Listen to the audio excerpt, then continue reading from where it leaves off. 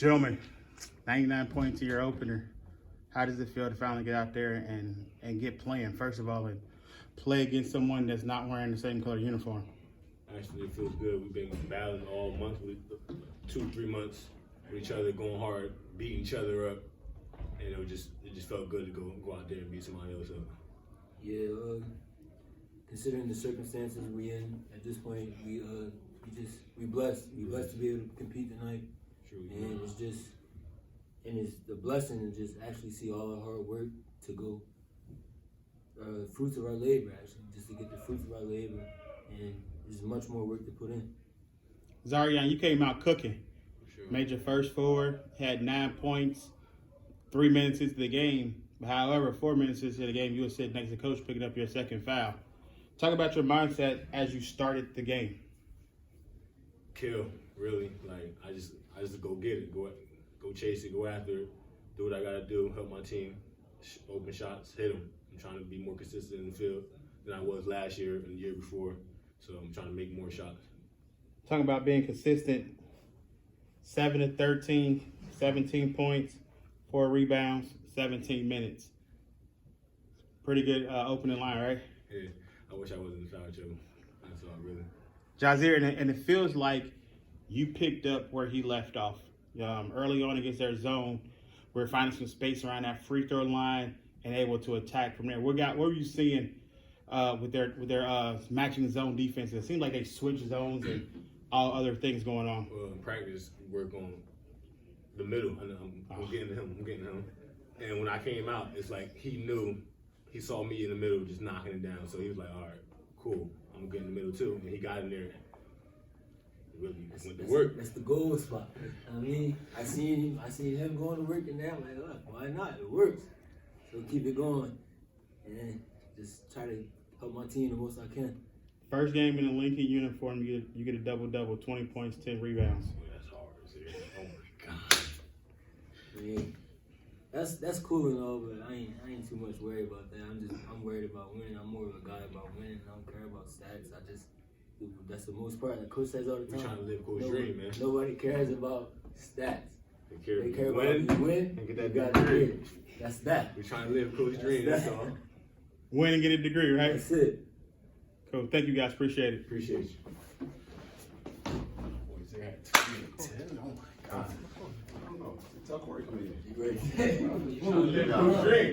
That's their work. Let me call you back. Yo, let me call you back. Let me call you back. Hang up on me. That's my pops. Yo, I love you, bro. Let me call you back. Let me keep this on. Coach, can you come in? Can you come in, please? I don't want to be by myself, please. Dude, you know Please. you're being recorded right now, right? Coach, come in, please. Please.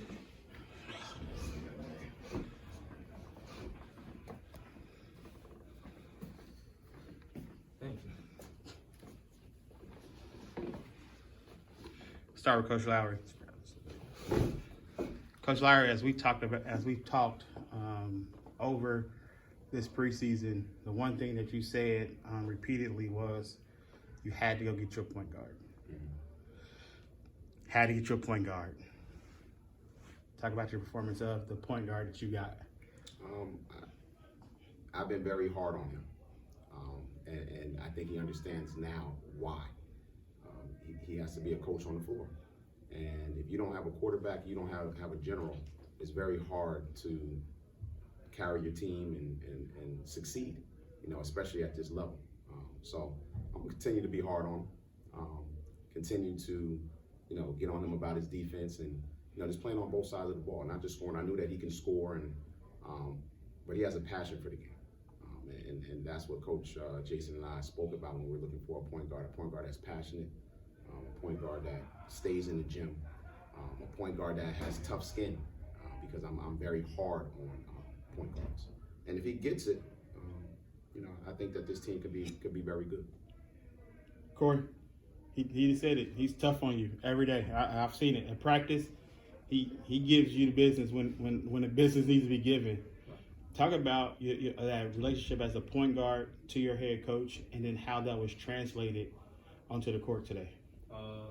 Just every day for the past 3 months, he's been on me, on my back about everything. Like anything. If I'm late or if my teammates are late, he just wants me to be the leader that he wants me to be him on the court. So I've learned that over these past couple months because when coming here I wasn't that vocal, but learning his system and learning actually who he is, I've got it, and today showed, but we still got more work to do. Talk about today. Sean Christian, he had 8 threes in that first game, 24 points.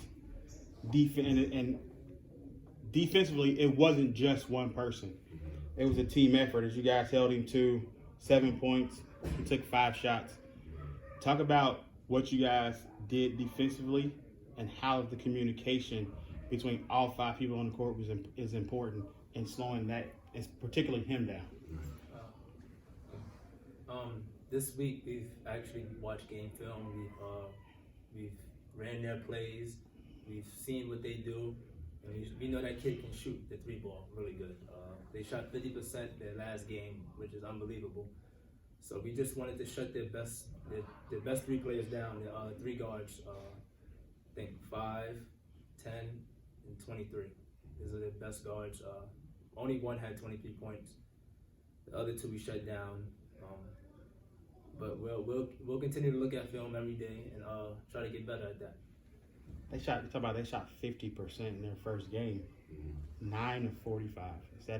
You got to be pleased with that. Yeah, I'm happy with what we did on the 3-point line. We defended the 3-point line, and that was one of the keys to the game. But you look at what they did from the free throw line. So they made up for it on the free throws. So we got to do. That's just us being a little bit more technically sound, moving our legs, and stop playing defense with our hands. Communicating a little bit more, making better adjustments off of those ball screens, and, as well. So if we would have cut down the fouling and kept them off of the free throw line, so that's another key that we got to work on. It would have helped us and our defense not give up. You talk about free throws, and you guys got out to an 18-point lead, and with about 9 minutes to go, they had shot 0 free throws. Over the last 9 minutes of the first half, they marched to the line 16 times, and coincidentally, that 18-point lead got down to 1. Absolutely. Talk about, what the message was to your team as they see an 18-point lead get to 1. And then, fortunately, we were able to score like the last 6 points to take a 7-point halftime lead. Right. Well, first of all, whenever you play a team that shoots as many threes as that's a dangerous team. So you can't get comfortable because even though they shot 9 those threes, some of those threes were within that 18-point run. I think it was a 16-5 run that they went on, and I think they hit 3 threes out of that. All right. Now we're punching them in the face and everyone feels good, but now they punch back. Can we take a punch and respond?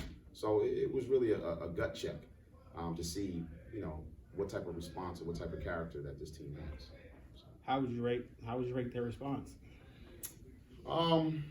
Again, we got some work to do on the defense end. I don't like the fact that we gave up 78 points, but I do like the fact that they didn't fold. They got punched in the mouth, and I saw today that they can punch, and they can get punched in the back and respond back. We equate this game, these games as a heavyweight fight. And we chart 8 rounds, right? 8 rounds. We got to go 8 rounds, and today, we won 6 of those rounds. They won 2 of those rounds, and those 2 rounds we got caught with a flurry, but that's basketball. It's a game of runs. 53 rebounds to 37. You got to be pleased with your work on the boards. Yeah. We did good on the boards, and we talked about this year that everyone contributing to the rebound and not just letting one person rebound. When you got that, when you got guys that can rebound at a high level, and now everyone's pitching in. We want to win that rebounding margin every game that we play. 15 assists on 33 baskets. We'd probably like to see that turnover a little bit higher. Yeah. I mean, not turnover, but your assists. Yeah. And again, I think our guys are unselfish. I think we got some good baskets in transition as well. I think guys sometimes depend on their own talent too much because they were switching on ball screens. This one to the right of me saw a big man on him, so he thought it was one-on-one time. But again, that's his growth. That's his maturity to know when to attack it and know when to swing it. to see those mismatches and get those mismatch situations. It don't always have to be the mismatch off the dribble drive. We can pass it back to the lift guy, and then the lift guy can get it to a post. We can swing it to the corner, we get some motion, and now we got a point guard sticking a big that has to stick it with motion. So those are things we still have to learn. Corey, talk about being a point guard on a team that had, other than you, 4 other players that got in double figures. And what, as the leader of this team, how it helps you in running defense and running offenses and getting and scoring points. It's actually these guys are funny. I guess coming from a JUCO, a small school, I didn't have as many players that can actually put the ball in the hole. And now that I do, the game is kind of easier because now I don't have to depend on just me. I have guys who can score in a variety of ways. And me playing with them for the past couple months, I've learned their spots and where they like to shoot and what plays to run for them. And if somebody's hot, just go straight to him and keep going to him until he misses. And we're just going to keep getting better. That's all. Final comments, Coach? I'm just happy and blessed, again, like guy said before, that we're playing. We got a lot of work to do to get better. It's a good group of guys that want to work hard. So we're going to continue working.